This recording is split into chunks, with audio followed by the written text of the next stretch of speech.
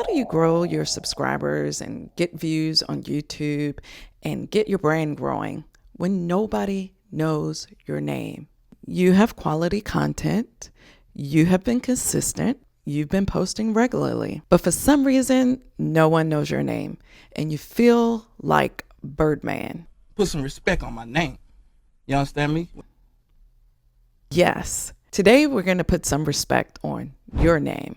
If you're tired of putting up quality videos, showing up on YouTube every single week and getting the same result, I'm going to share with you one strategy that you can use for 4 videos in 1 month in order to push traffic to your channel, in order to get eyes on you, and to hopefully get the needle moving in the right direction for your channel and for your brand in 2025. The funny thing about this strategy is that it's not a new strategy. A lot of big content creators like Marcus Jones or even Think Media has used this strategy in order to bring information to their audience while at the same time growing and pushing views to their own channel. Once I learned about this strategy, I utilized it on some of my earlier videos and it was effective. But there's a wrong way to do it and a right way to do it. Today we're going to talk about the right way to do it. And what am I talking about? I'm talking about social proof. Now, you might be wondering what social proof is. It's similar to being a subject matter expert in your field, kind of like Mr. Beast is a subject matter expert on YouTube, or Think Media, or Ali Abdaal. He is a subject matter expert in the productivity field. Also, one of my mentors, Matt Gray, this is me using the strategy right now, social proof, when I talk about Matt Gray, who helps other founders and big businesses strategize and optimize their systems. I know you're like Riva, WIIFM, what's in it for me? Well, I'm going to tell you.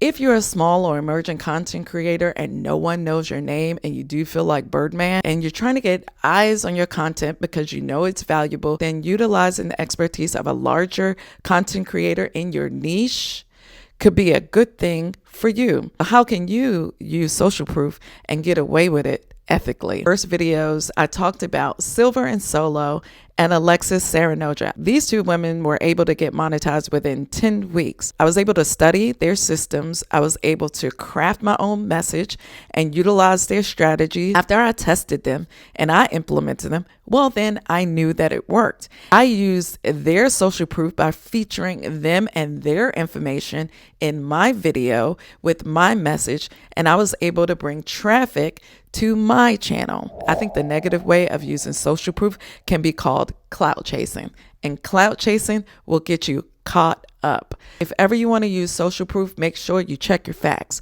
make sure you check the people, and make sure you check the content. Another example of how you could use social proof is in the form of books and references. A lot of times in my channel, I may reference the book Atomic Habits. That is utilizing a product in order to gain social proof to me and my content.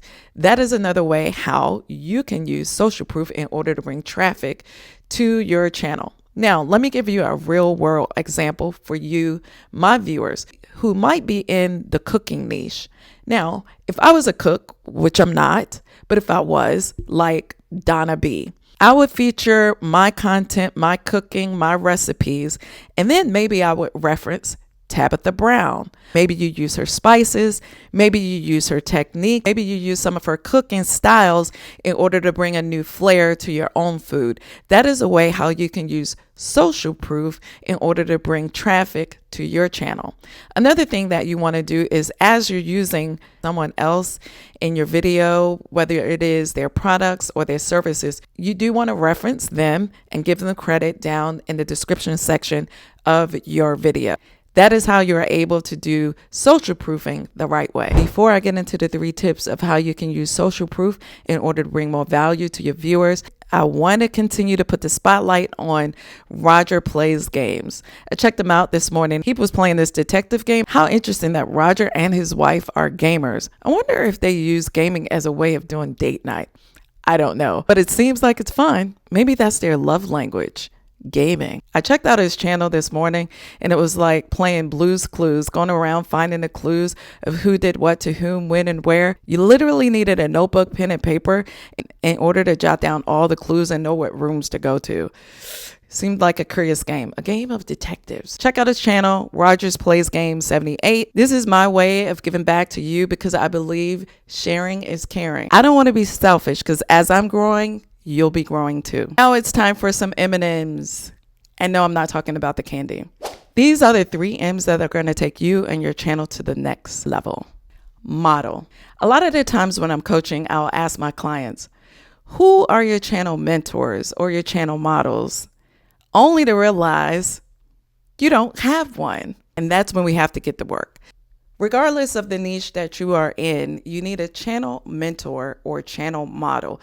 I know you guys have heard it in my videos before, but I must say it again. You need channels to pattern yourself after.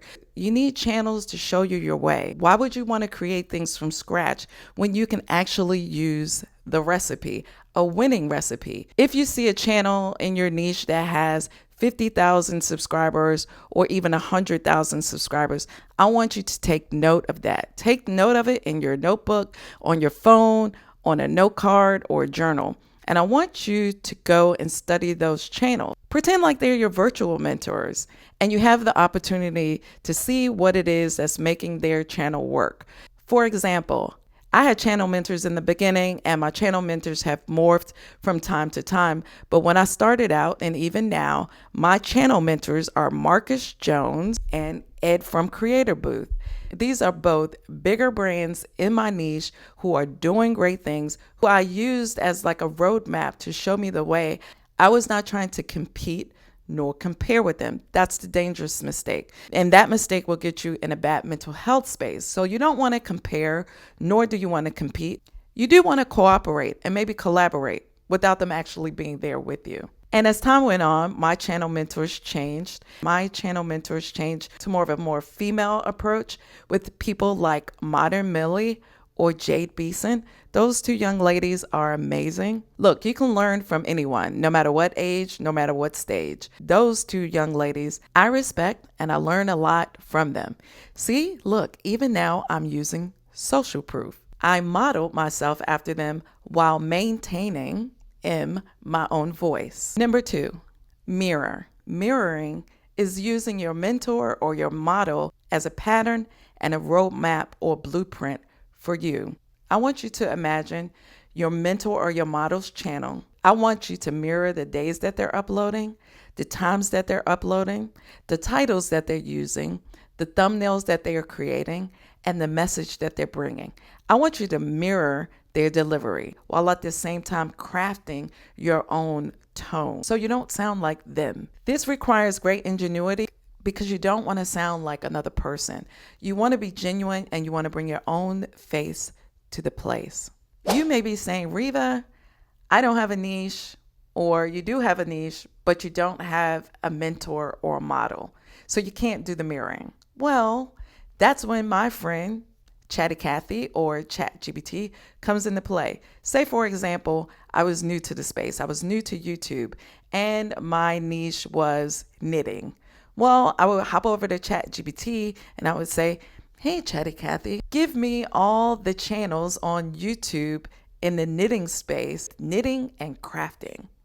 And then you would watch ChatGPT do its work. Once you get those channels, then it's time for you to do your homework. Before I hop into the 3rd M, if you're liking the video so far and you're liking the message, I want you to leave me a comment down in the comment section and tell me so. Leave me a gem. Also, if you have the time and the desire, I want you to hop on over to Facebook and look up The Revealers.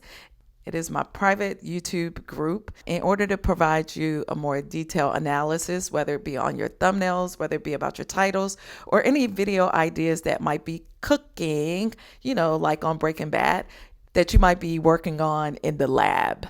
Facebook is our focus group, where we can bounce ideas off of one another, whether it be about what video that we're going to put up next or what might be trending here on YouTube.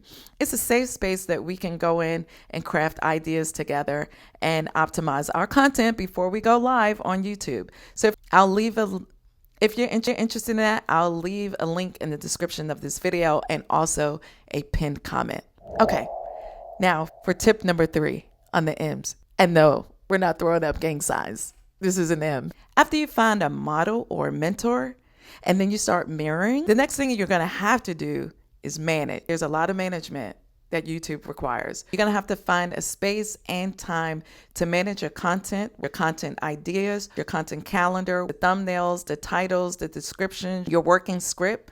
And I do this by using Notion. I spoke about it in my last video. You can check that video out here. But as a YouTube content creator, you're a manager of your own brand. And if you don't think you're a brand, you actually are. And that brand is you.